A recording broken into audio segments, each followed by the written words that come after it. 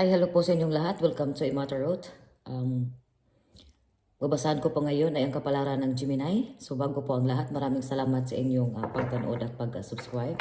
Sa hindi pa po nakapag-subscribe, please subscribe my channel, my dear Gemini. Paalala lang po ng video na to ay pangkalahatan. So ang iba sa inyo makaresonate, ang iba naman ay hindi.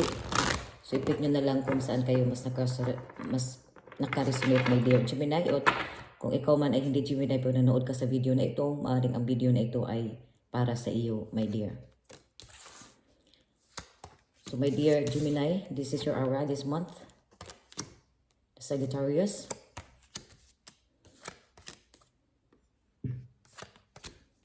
The Temperance. You are more on control, balance this month.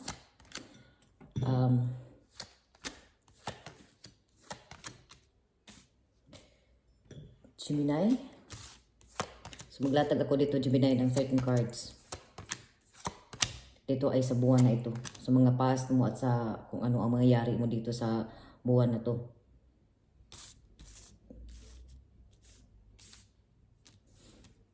Alright. Okay. Nalatag ko dito yung 14 cards.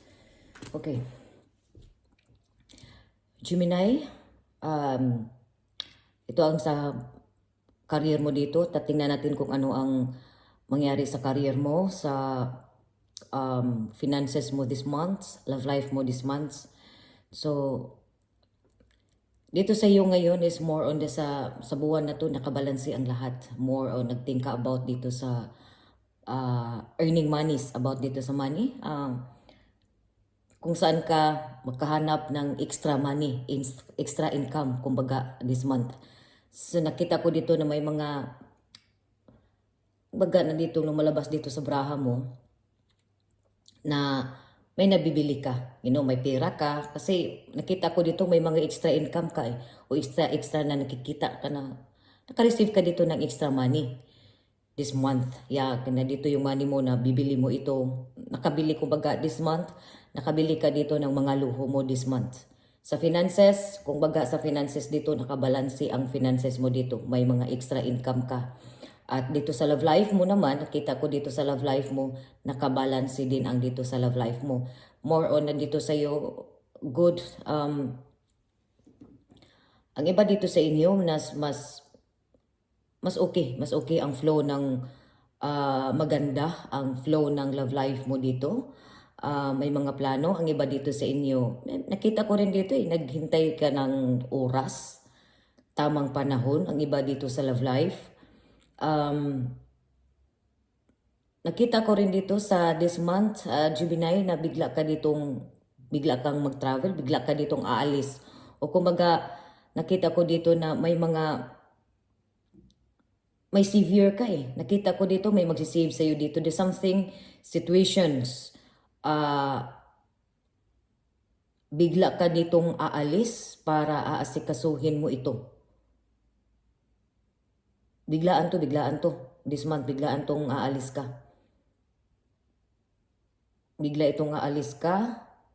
Asikasuhin mo to. Maari itong about dito sa money matters. Maari din itong mag-attend ka dito ng mga meetings. Dito sa trabaho mo naman, dito sa trabaho mo. Maayos din ang flow dito mo sa trabaho mo. Ito yung panahon na to, ipakita mo dito yung pagka-creativity mo.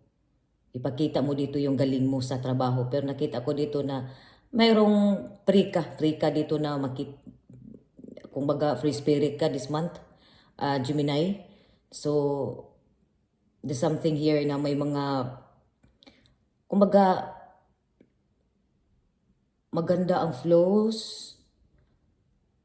Wala akong nakitang negatibong enerhiya dito sa this month sa iyo. Mas more on nakabalance ka. Ikaw itong nagkontrol. Ikaw itong nagdadala. Ikaw ito yung magdidesisyon. Sa finances mo ito, maaari itong sa mga may matatakbuhan ka dito na maaari itong may mga, kasi bigla ka itong aalis Maaari itong bigla ka talagang aalis dito or escaping. May something dito pero may pupuntahan ka. Maaari ito na may mga struggles ka. Sudden na dito sa iyo na may magsisave dito sa iyo. na maaari ito na matatakbuhan mo may mga problema, difficulties, a little bit, pero nakita ko ditong may matatakbuhan ka na kaibigan mo ito. Maaari din itong may biglaan ka ditong aasikasuhin about din dito sa finances ito, or maaari itong sa health, dito sa health, hindi naman ito masyadong malala, pero nakita ko ditong about sa